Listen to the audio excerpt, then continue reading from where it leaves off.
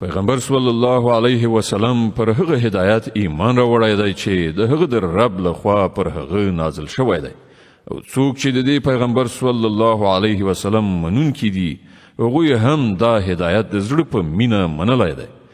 دوی ټولو الله د هغه پرښتې د هغه کتابونه او د هغه پیغمبران منلی دي او د هغو وینا دا ده چې مونږ د الله په پیغمبرانو کې یو له بله توپیر نه کوو. مونږ حکم واورید او اطاعت مو ومانه څښتنه مونږ ستا څخه د ګناه بخښنې غوښتونکي یو او همدا ستا لوري ته زمونږ درتګ دی.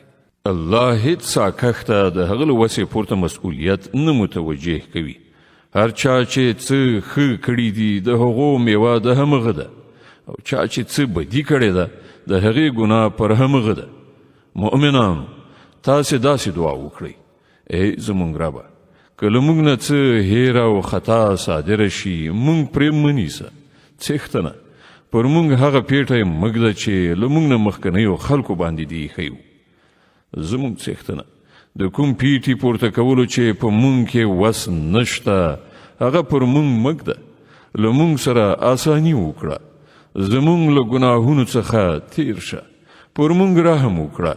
ته زموږ کار جوړونکی د کافرانو په مقابله کې زموږ مرسته وکړه.